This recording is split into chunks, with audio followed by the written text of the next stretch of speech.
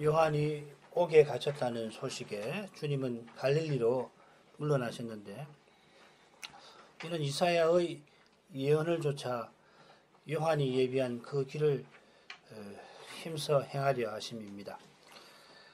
이사야가 전능하신 하나님이 한 아기로, 사람이 되시는 한 아기로 태어나는 그 놀라운 예언을 하던 그 문맥에서 사방에 그늘에 있던 스불론, 납달리 지경, 해안길, 요단강 저편, 이방의 갈릴리에 큰 빛이 비칠 것이라 하였습니다.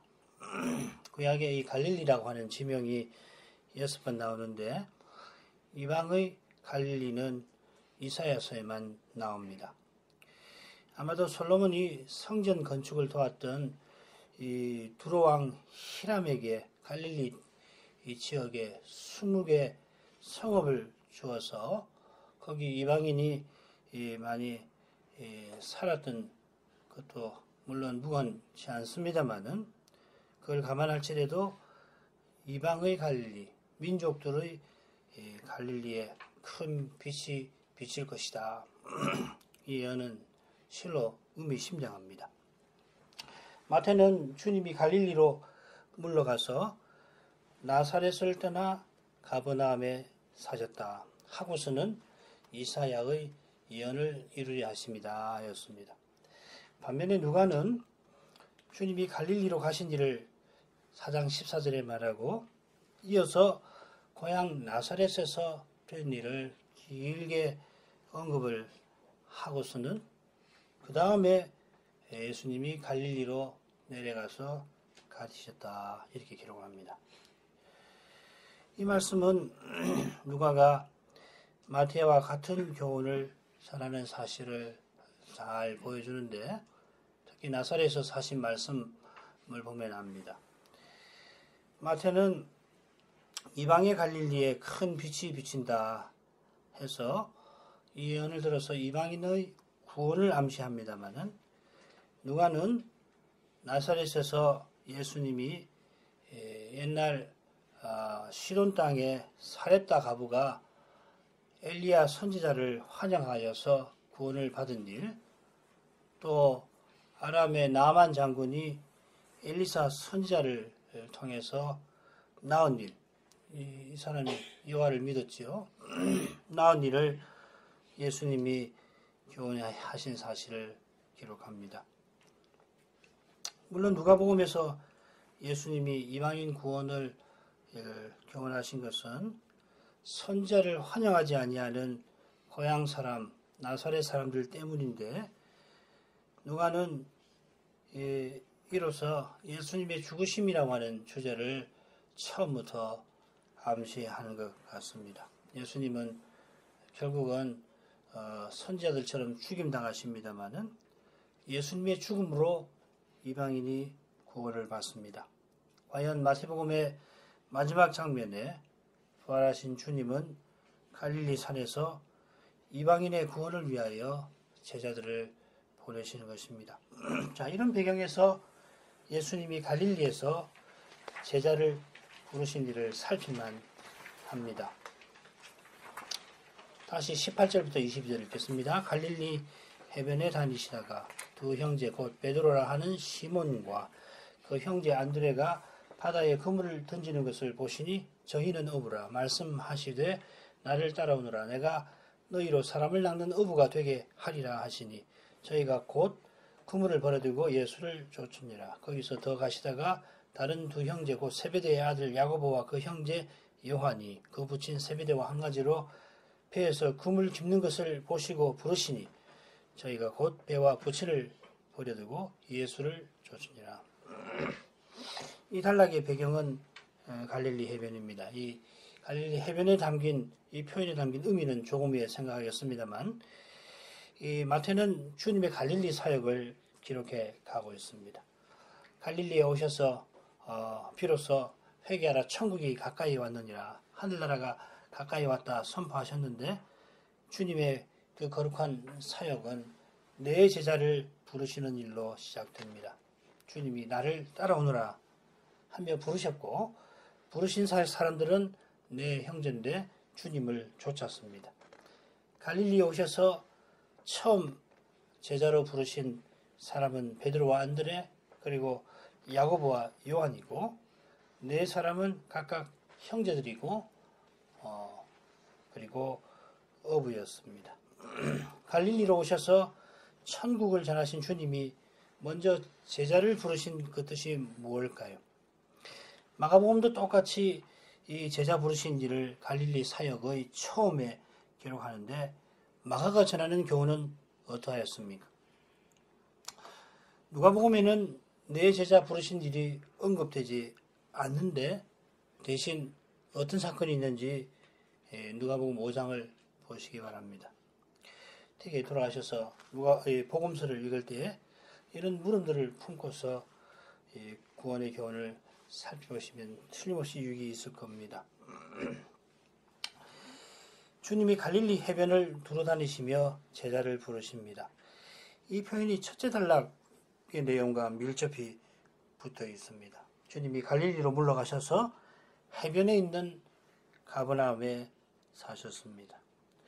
이는 사망의 어둠 가운데 있는 이방의 갈릴리의 큰 빛, 곧 구원의 빛이 되어주시기 위함이었습니다. 이방의 갈릴리와 더불어 해안길이 예언에 나옵니다. 이 해안길이 그 다음 페이지 지도에 있는데 지중해 옆으로 난 길이 맞는데 이 길이 지도를 보시면은 갈릴리 입구에서 해안길이라고 나오지요. 그게 이제 갈릴리 초입에서 둘러 가려서 왼편으로는 계속해서 지중해 쪽으로 이어지고요. 오른편은 쭉 올라가서 그 길을 따라가면은 어디로 가냐면 갈릴리 바다를 둘러싸고 특별히 서편을 둘러싸고 저 위쪽으로 다메섹까지 가는데 그 다메섹에서 그 유명한 왕들의 대로 킹스 하이웨이와 만납니다. 왕의 대로는 성경이 나오죠, 그죠? 그들 다음에 아마 이 길로 왔을 겁니다. 주님은 갈릴리 해안을 두루 다니실 때 그 걸음걸음 하나님의 예언을 좇으셨습니다. 그 말씀, 요한복음에 말하는 그 말씀, 하나님은 말씀하신 그 말씀을 좇으셨습니다. 하나님의 말씀이 말씀이신 하나님에게 이렇다면은 피조물인 우리에게는 말할 나위 없습니다. 청소년 여러분, 공간복음, 특별히 마태와 마가복음의 많은 사건이 이 갈릴리 바다를 중심으로 이루어지는 것을 한번 확인해 보시기를 바랍니다. 주님이 갈릴리 바다 옆을 두루 행하시다가 두 형제가 바다에 그물을 던지는 것을 보십니다. 누가는 갈릴리 호수를 가리켜서 바다라는 말을 쓰지 않고 늘 호수라고 씁니다. 우리도 뭐 이걸 호수라고 그러지요. 그런데 마가와 마태는 줄곧 이 갈릴리 호수를 바다라고 부릅니다. 이 사실은 주님이 두 형제를 불러서 하시는 말씀을 이해하는 데에 매우 중요할 수 있을 겁니다. 주님이 바닷가에서 보신 두 형제는 베드로와 안드레입니다. 청소년 여러분, 이 두 형제가 지금 주님을 처음으로 만나는 건 아닙니다.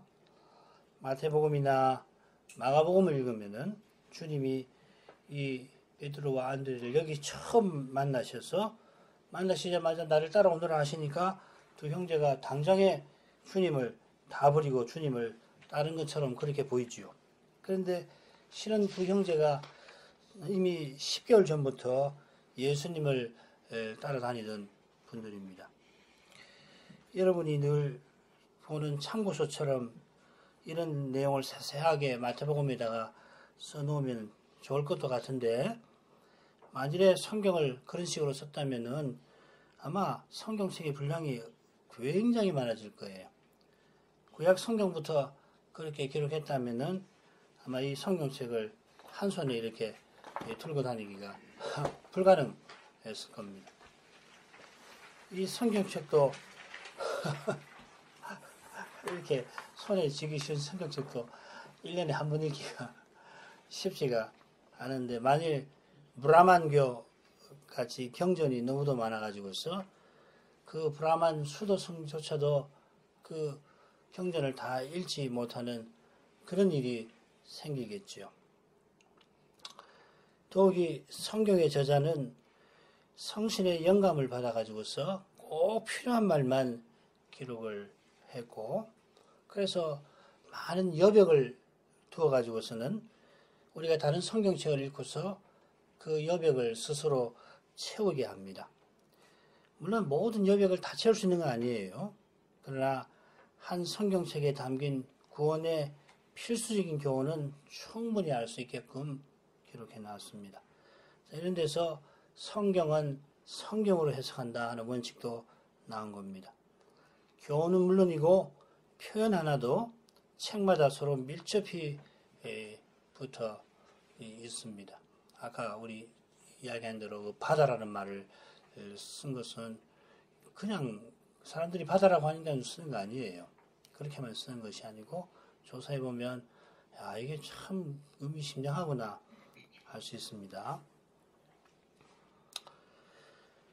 이런 점에서 성경을 두루두루 읽는 게 참 좋고, 아울러서 한 구절도 하루 내내, 심지어 한 달 내내 묵상할 수 있습니다. 가령 나를 따라오느라 하신 주님의 말씀은 성경을 잘 알 경우에 평생 묵상해도 이 말씀은 늘 깊은 교훈을 우리에게 줄 뿐만 아니라 우리의 삶을 선한 길로 이끌 것입니다.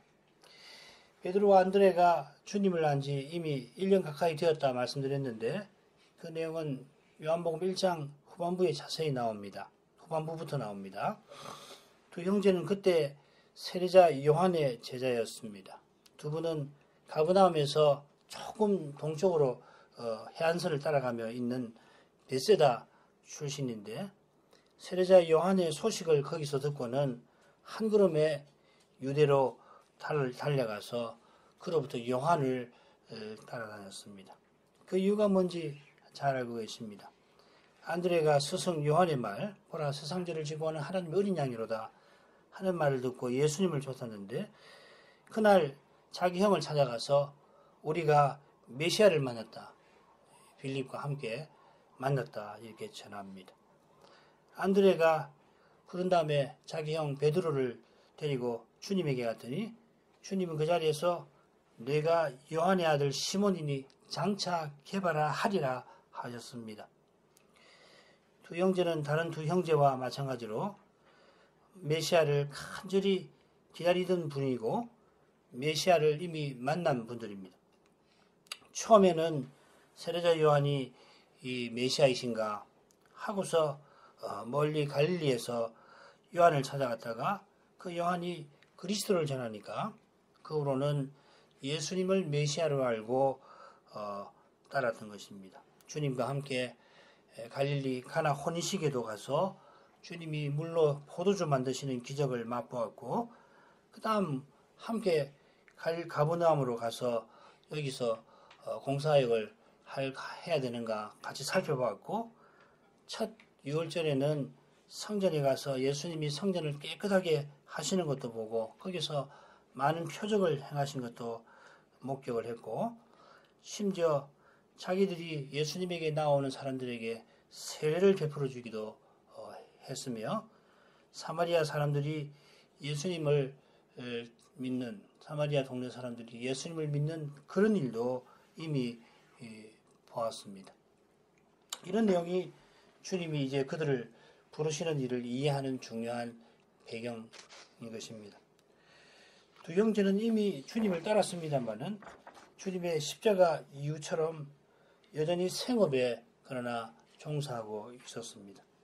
부활 이후에 두 형제를 포함한 12사도가 말씀과 기도와 말씀 전하는 일에 전무한 것처럼 주님의 갈릴리 사역부터는 이 두 형제는 늘 주님과 함께 다니면서 2년 조금 넘게 다니면서 복음 사역에 전무했던 겁니다. 그리고 예수님이 돌아가시고 부활하신 직후에는 다시 생업에 잠시 갔다가 오순절 이후에는 돌아가실 때까지 생업을 버리고 복음 전파에 힘썼던 것입니다.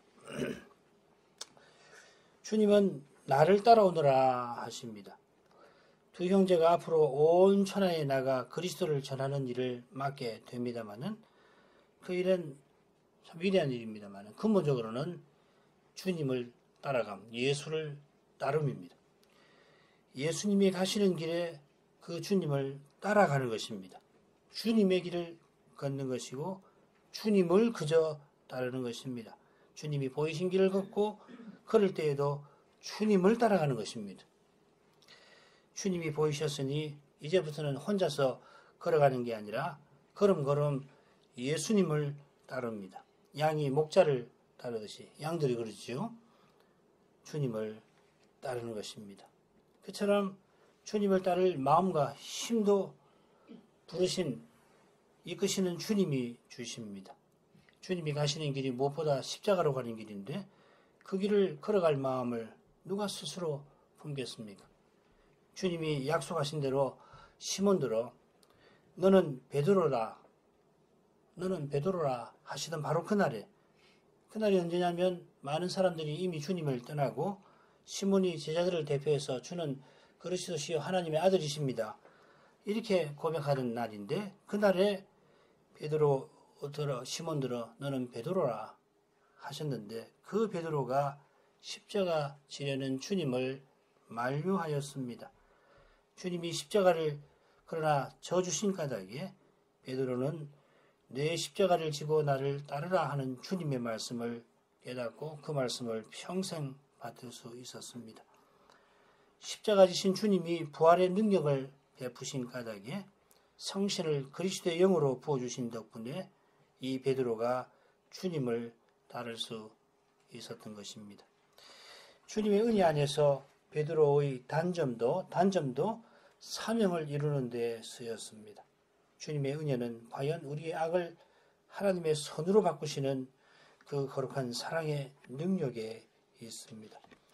그 사랑을 바라는 사람은 인생의 연약함에 때로 넘어질지라도 넘어진 자기 자신을 통해서 주님이 친히 그 뜻을 이루시는 것을 보게 될 것입니다.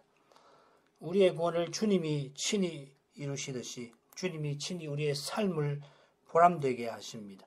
주님이 우리를 부르셨고 의롭다 하셨고 영화롭게 하십니다.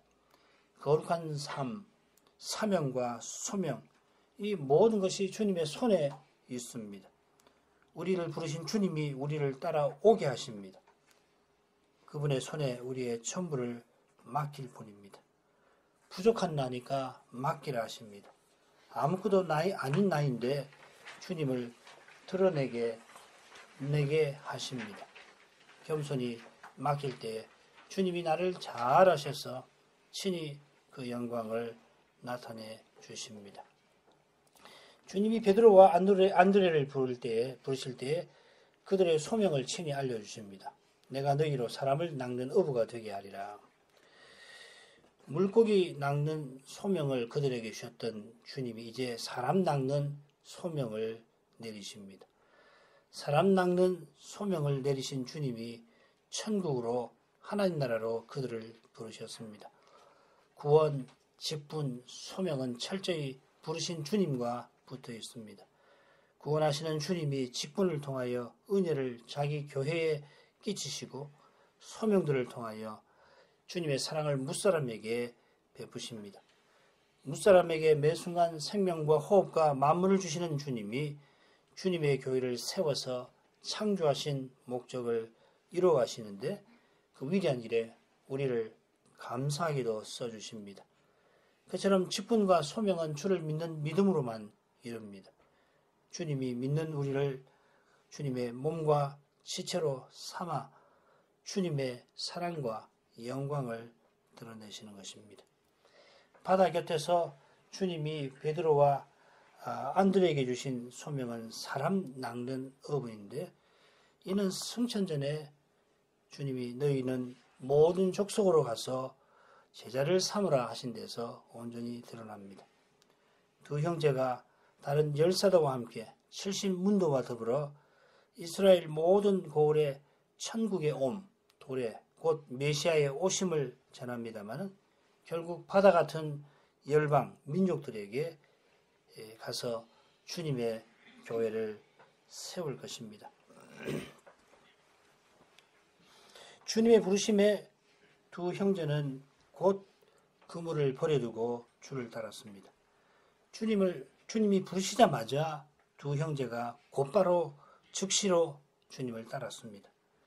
즉시로 따를 만큼 이미 두 형제는 주님을 잘 알고 믿었습니다.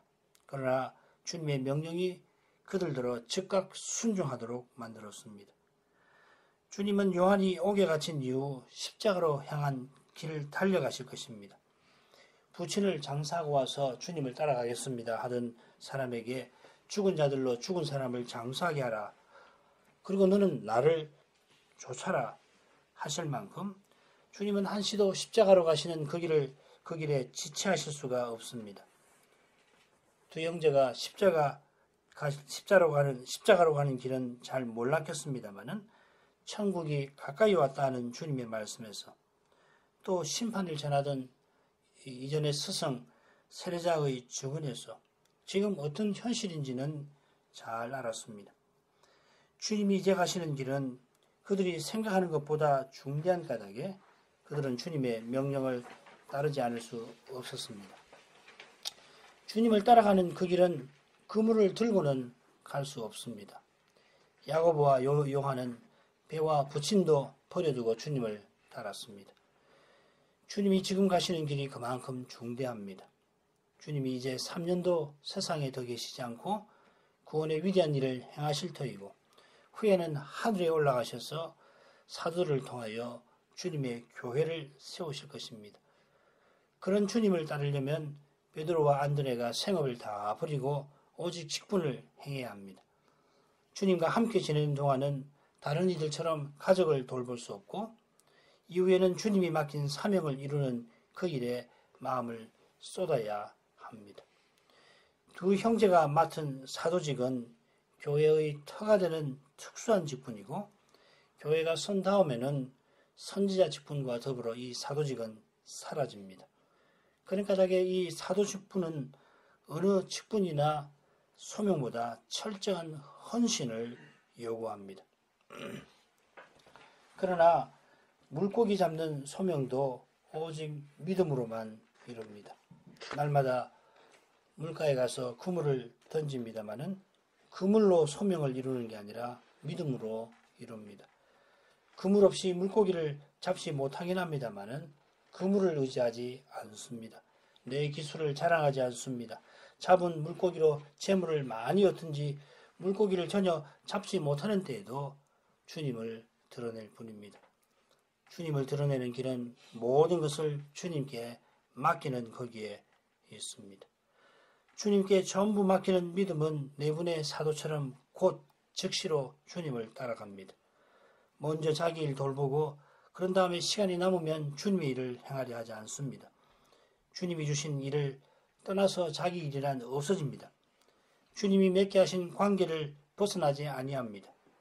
가령 주 안에서 혼인한 관계를 벗어나면 큰 잘못입니다마는 그 관계를 소홀히 할지라도 주님을 곧 따르는 게 아닙니다. 주님이 놓아두신 형편이 어려울지라도 그 형편을 주님의 자비하신 손에 맡겨야 주님을 따라갈 수 있습니다. 이제 주님께서 네 제자를 부르신 후에 온 갈릴리에서 활동하신 일을 간단히 살피겠습니다. 23절부터 25절 예수께서 온 갈릴리에 두루 다니사 저희 회당에서 가르치시며 천국 복음을 전파하시며 백성 중에 모든 병과 모든 약한 것을 고치시니 그의 소문이 온 수리아에 퍼진지라. 사람들이 모든 앓는 자 곧 각색 병과 고통에 걸린 자 귀신 들린 자 간질하는 자 중풍병자들을 데려오니 저희를 고치시더라. 갈릴리와 데가볼리와 예루살렘과 유대와 요단강 건너편에서 허다한 무리가 쫓으니라.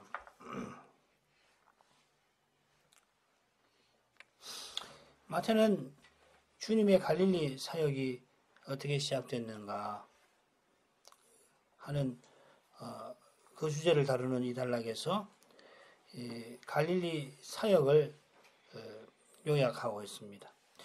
네 제자를 부르신 일이 마가복음에도 비슷하게 기록되어 있습니다만은 거기에서 마가는 주님이 행하신 네 가지 표적을 기록을 합니다.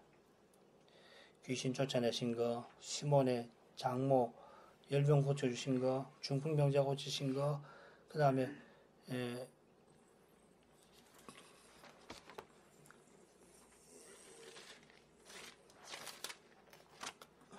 마가복음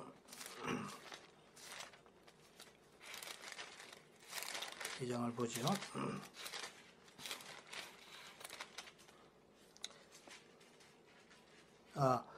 그 1장 40절부터 45절은 문둥병자를 고치신 거, 그 다음에 2장 1절부터 12절까지 중풍병자를 고치신 거, 이렇게 되어 있습니다.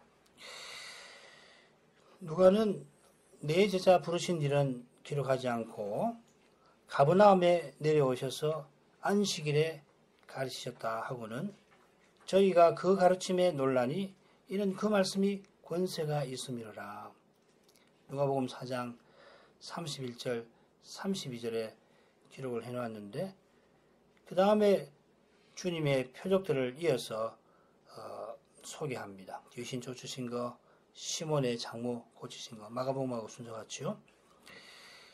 혹시 방금 읽은 그 말씀이 권세 있음이로라 하는 말씀이 마태복음 어디서 나오는지 기억하시겠습니까?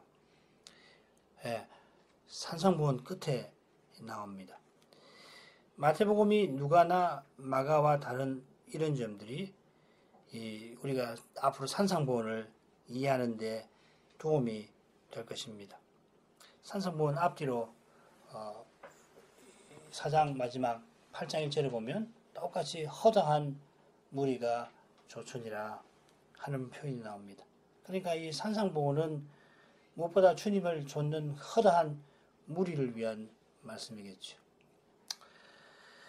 마태는 24장 처음에 주님의 소문이 수리아에 퍼졌다는 사실을 중심으로 앞뒤에 주님의 사역들을 간략하게 예시합니다. 예수님이 회당에서 가르치시고 천국을 전파하시며 병자와 이 약한 자들을 고쳐주신다 했고 24절 하반절에서는 주로 주님이 병 고치신 일을 언급하는데 한가운데 귀신 들린 자 고쳐주신 일이 나옵니다. 5가지로 언급이 되어 있는데 모든 앓는 자, 각성병과 고통에 걸린 자, 귀신 들린 자, 간질하는 자, 중풍병자를 고치셨다 이렇게 되어 있습니다.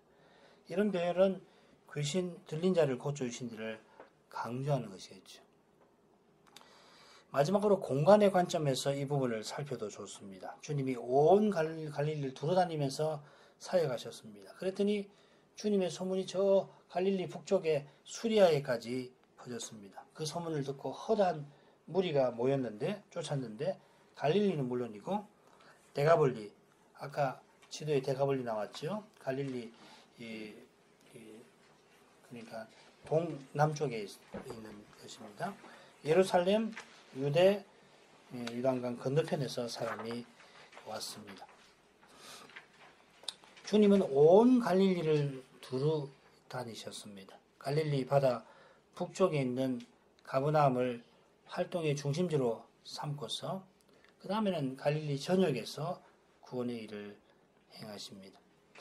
주님이 행하신 그 걸음이 인류의 인생의 구원을 위함이고 전하신 말씀이며 가르치신 교훈이 하나님 나라에 관한 것이고 그 나라의 능력을 나타내려고 표적을 행하셨습니다.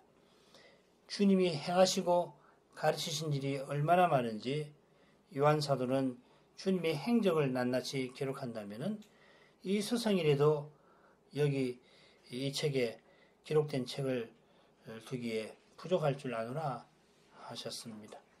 정말 그렇잖아요. 예수님이 가르치신 말씀 1시간을 말씀하신 것을 받아 적었다고 생각해 보십시오. 그 분량이 얼마나 되는지 산상수훈 해봐야 그 석장이지만은 그 쭉 읽으면 시간으로는 그렇게 안 되지요. 다락방 강화도 그렇습니다. 14장부터 15, 16장 길게 돼 있지만은 그 예수님 하신 말씀을 다 받아들인 거 아니거든요.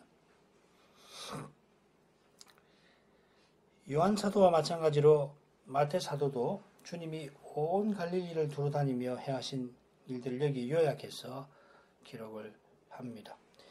기록된 것도 적질 않습니다만은 주님이 행하신 일은 이루 헤아릴 수 없는데 대략 2년 남짓한 갈릴리 사역 기간에 주님은 하나님의 모든 언약을 이루십니다.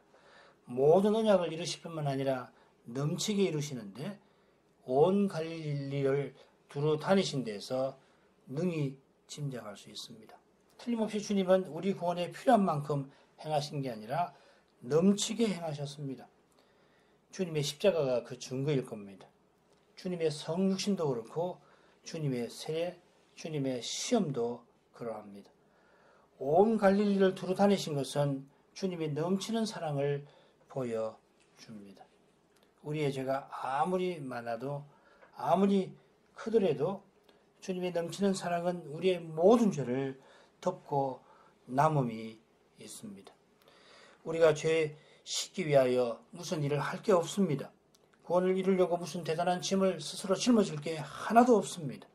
우리 할 일은 이 넘치는 주님의 사랑을 깨닫고 이 사랑을 드러내는 것입니다. 이게 우리의 소명이고 사명입니다. 주님의 넘치는 그 사랑이 우리에게 소명과 사명을 주신 것입니다.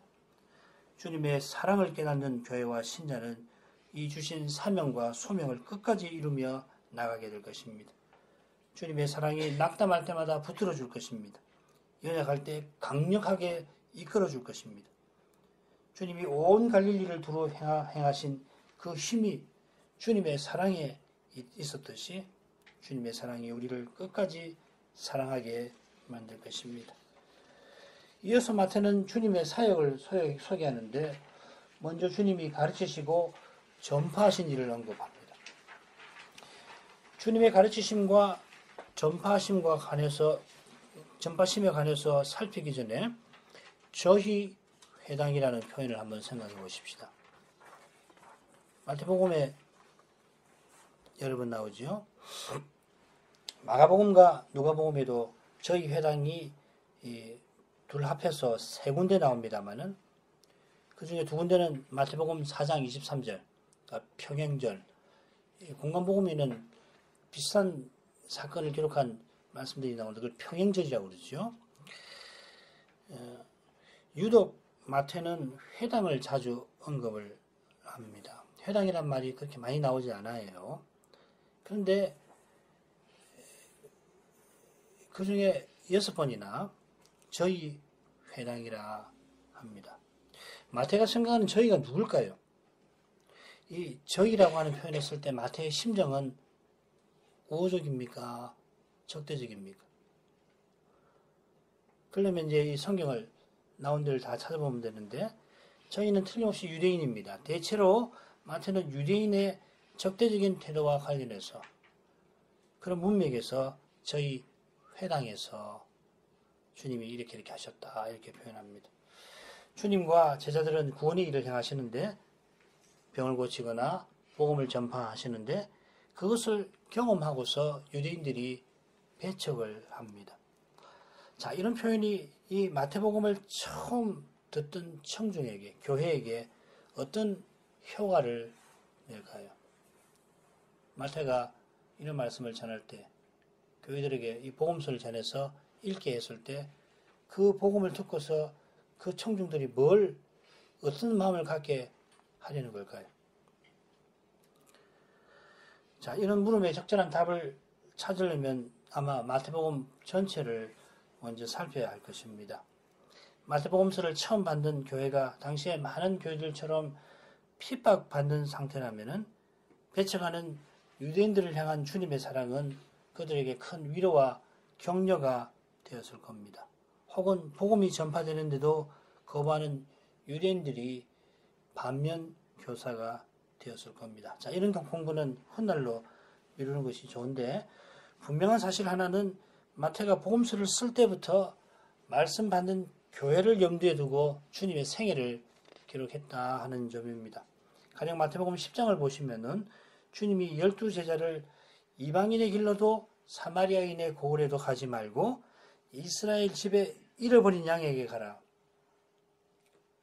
이스라엘 백성들에게만 가라고 그렇게 명령하시면서 전도자에게 필요한 교훈이 뭔가를 베푸시는데, 그런데 쭉 읽어나가면 너희가 나를 인하여 총독들과 임금들 앞에 끌려가리라 하시고 예루살렘 멸망에 관한 말씀도 베푸십니다. 자, 이런 말씀들은 장차 이방인 선교와 붙어 있습니다. 이스라엘 집에 잃어버린 양에게 12사도를 지금 보내시는데, 그러면서 너희들은 이스라엘 잃어버린 양에게만 가라고 하시는데, 이방인 전도와 관련된 주님의 교훈을 마태가 덧붙인 것은 틀림없이 이 마태복음을 기록한 그 교회의 형편과 문제, 초대교회의 형편과 붙어 있을 것입니다. 누가나 마가는 이 12사도를 보내는 장면에 이런 내용이 없어요. 기록하지 않았습니다.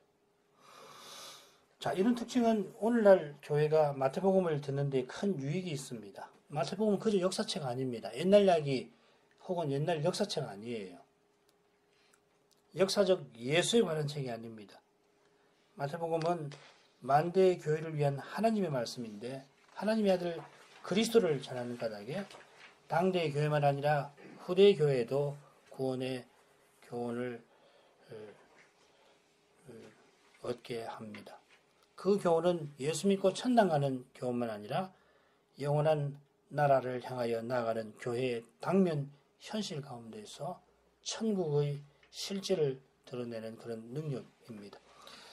주님이 갈릴리 사역을 펼치시면서 천국이 가까이 왔다 전파하기 시작하셨는데, 온 갈릴리를 다니시며 저희 회당에서 가르치시고 천국 복음을 전파하셨습니다. 회당에서 가르치신 일이 여러 번 기록이 되어 있고, 누가복음 4장을 보면 어떤 방식으로 주님이 회당에서 가르치셨겠나 짐작할 만한 데가 있습니다.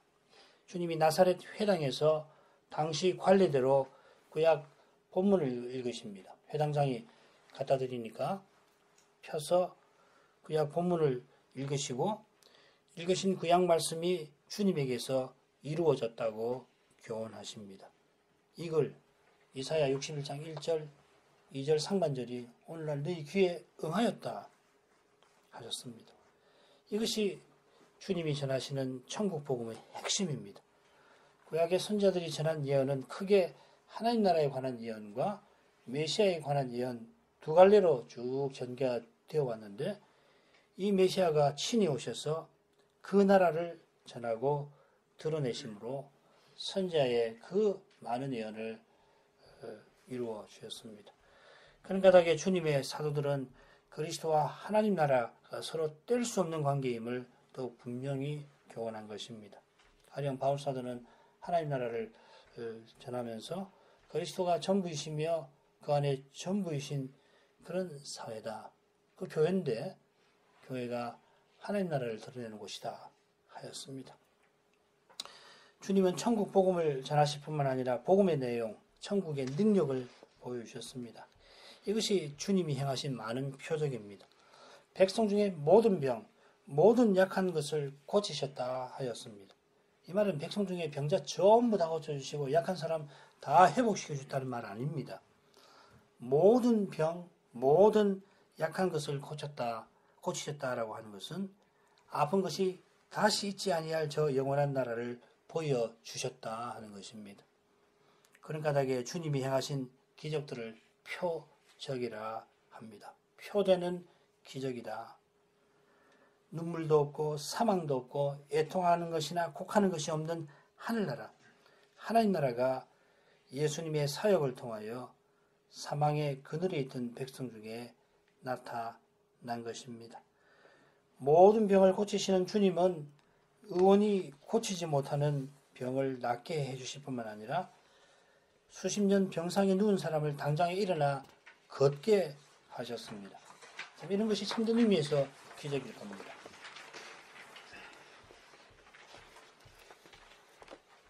그저 아픈 데만 고쳐준 게 아니라 완전히 회복시켜서 일반 사람들처럼 살게 하신 것입니다. 주님이 행하신 기적의 참으로 놀라운 점은 불치병의 근원, 뿌리를 고치신 데에 있습니다.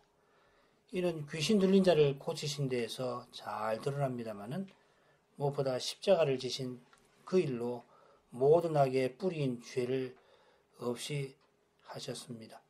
주님이 우리의 죄를 용서해 주신 일은 우리가 가장 바랄 수 없는 일입니다. 죄를 용서하신 것이 주님이 베푸신 구원의 전부는 물론 아닙니다마는 죄를 용서하신 데에서 주님이 약속하신 구원의 복을 넉넉히 믿게 됩니다.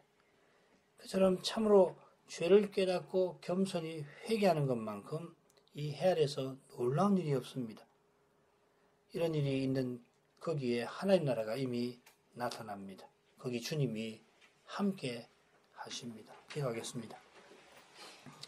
거룩하신 아버지, 예수님이 온 갈릴리를 두루 다니시며 천국 복음을 전하시고 천국의 능력을 나타내셔서 저희가 죄를 깨닫고 겸손히 회개하며 살게 된 것을 감사합니다.